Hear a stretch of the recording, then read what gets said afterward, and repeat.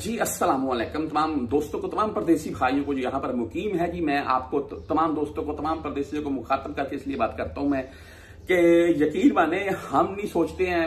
मैं आज मेरे सामने एक ऐसा वाकया आया ना कि वो पंप जो है ना, वो पानी देने वाली मोटर होती है जो पाकिस्तान में, वो पंप आप एक और लगवा लें, कोई इशू नहीं है।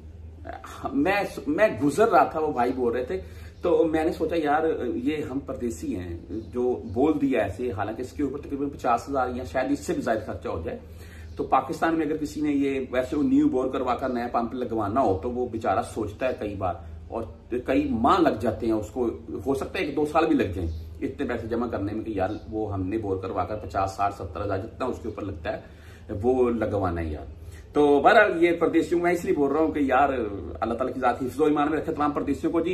रियाल का जो रेट है 80 या 85 के राउंड तक जाएगा आने वाले दिनों में। भाई इसमें आप लाखों का फायदा या हो ऐसा ना हो कि भाई नुकसान हो जाए। भाई मैंने 5,000 रियाल सेव किया है तो वो 5 रुपए गिर गया है, रियाल का रेट वो 70 पर आ गया भाई, तो कितना नुकसान हो गया 5,000 के पीछे 25,000 का।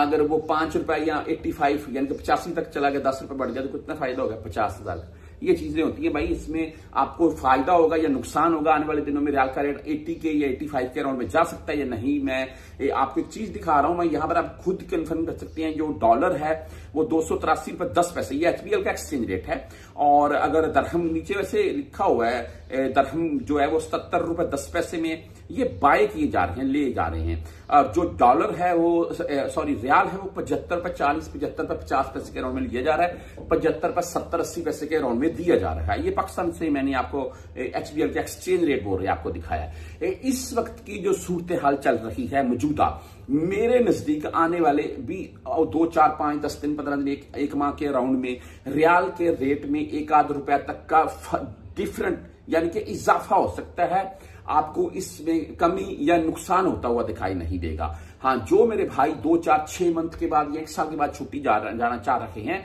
वो अगर मंथली तौर पर एक 50 रियाल, 100 रियाल, 200 रियाल, 500 रियाल इतने सेव कर सकते हैं तो जरूर करें। जब आप 2, 4, 6 मंथ या 1 साल के बाद में, 1 साल की बात हम कर लेते हैं, 500 रियाल भी आप सेव करें तो तकरीबन 6,000 रियाल बनता है।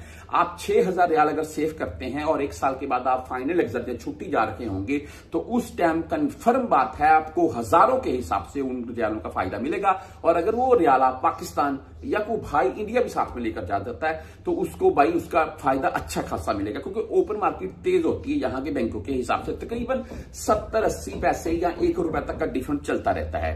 तो भाई आने वाले दिनों में या आने वाले मंथ में भाई रियाल के रेट में इजाफा देखने को मिलेगा। ये नीचे रेट आने वाली बात नहीं है मेरे नजदीक। बाकी तमाम परदेसी भाई, खुद से मैं बोलता हूं, बहुत समझदार हैं। और इसमें एक चीज मैं और ऐड करता चलूं वीडियो के लास्ट में, जो यहां पर बैठे हुए तमाम परदेसी हैं वो ये वीडियो उनके लिए होती है। ऐसा बिल्कुल नहीं है कि पाकिस्तान से कोई रियाल लेकर रख रहा है और बाद में महंगे होंगे निकालेंगे, तो भाई वो नहीं ठीक है, वो इलीगल वाला मामला है।